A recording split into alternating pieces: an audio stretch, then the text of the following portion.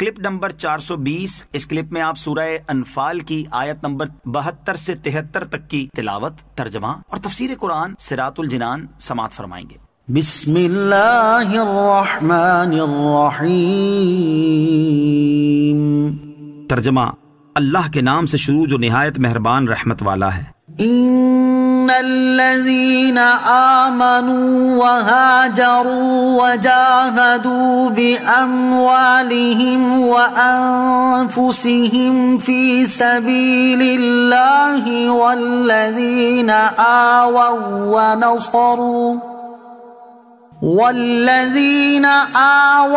ونصروا أولئك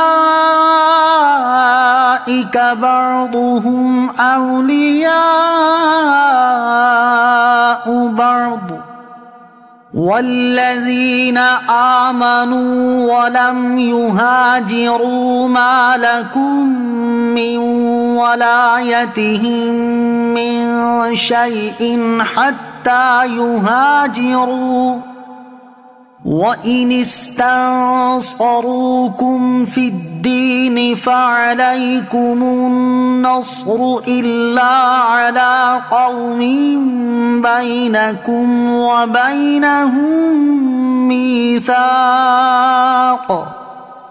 وَاللَّهُ بِمَا تَعْمَلُونَ بَصِيرٌ۔ ترجمہ، بے شک وہ لوگ جو ایمان لائے اور ہجرت کی اور اللہ کی راہ میں اپنے مالوں اور جانوں سے جہاد کیا، اور وہ جنہوں نے پناہ دی اور مدد کی، وہ سب ایک دوسرے کے وارث ہیں۔ اور وہ جو ایمان لائے اور ہجرت نہ کی، تمہارا ان سے میراث کا کوئی تعلق نہیں جب تک وہ ہجرت نہ کریں، اور اگر وہ دین میں تم سے مدد مانگیں تو تم پر مدد کرنا واجب ہے، مگر یہ کہ ایسی قوم کے خلاف مدد مانگے کہ تمہارے اور ان کے درمیان معاہدہ ہو، اور اللہ تمہارے اعمال دیکھ رہا ہے۔ ان الذین آمنوا، بے شک وہ لوگ جو ایمان لائے۔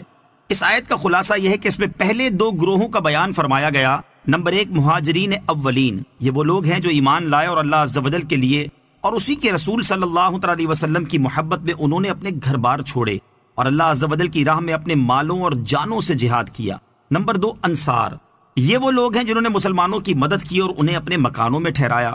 پھر ان مہاجرین اور انصار دونوں کے لیے ارشاد فرمایا کہ مہاجر انصار کے اور انصار مہاجر کے وارث ہیں۔ یہ وراثت آیت وَأُولُو الْأَرْحَامِ بَعْضُهُمْ أَوْلَىٰ بِبَعْضٍ سے منسوخ ہو گئی۔ وَإِنِ اسْتَنصَرُوكُمْ فِي الدِّينِ، اور اگر وہ دین میں تم سے مدد مانگے، یعنی جن مسلمانوں نے دارالحرب سے ہجرت نہیں کی، وہ اگر دارالحرب سے رہائی حاصل کرنے کے لیے تم سے فوجی قوت یا مال سے مدد طلب کریں تو تم پر فرض ہے کہ انہیں نامراد نہ کرو۔ ہاں، اگر وہ کسی ایسی کافر قوم کے خلاف تم سے مدد طلب کریں جن کے ساتھ تمہارا معاہدہ ہو تو ان کے خلاف مسلمانوں کی مدد نہ کرو، اور مدت پوری ہونے سے پہلے اس معاہدے کو نہ توڑو۔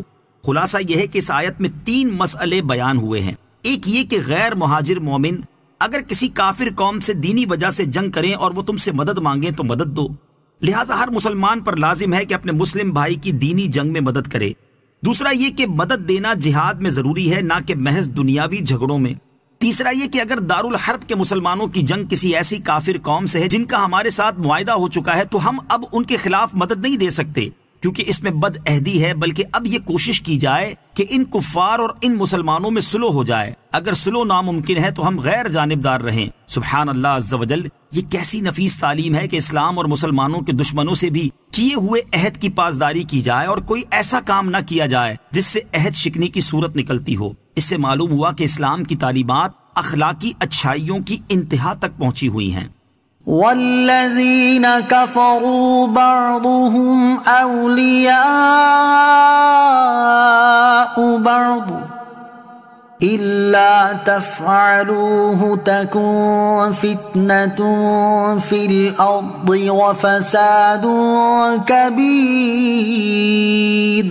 ترجمہ، اور کافر آپس میں ایک دوسرے کے وارث ہیں، اگر تم ایسا نہ کرو گے تو زمین میں فتنہ اور بڑا فساد ہوگا۔ والذین کفروا بعضهم اولیاء بعض، اور کافر آپس میں ایک دوسرے کے وارث ہیں۔ اس آیت کا خلاصہ یہ ہے کہ کافر نصرت اور وراثت میں ایک دوسرے کے وارث ہیں، لہٰذا تمہارے اور ان کے درمیان کوئی وراثت نہیں۔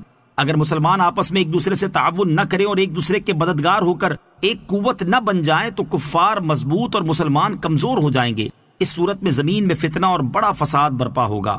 اس آیت کی حقانیت روز روشن کی طرح واضح ہے کہ مسلمانوں کو آپس کے عدم اتحاد پر فرمایا گیا تھا کہ اس سے فتنہ اور فساد کبیر ہوگا، اور اب ہر کوئی دیکھ سکتا ہے کہ آج مسلمانوں کے خلاف فتنہ اور فساد کبیر ہے یا نہیں، اور اس کی وجہ بھی مسلمانوں کا عدم اتحاد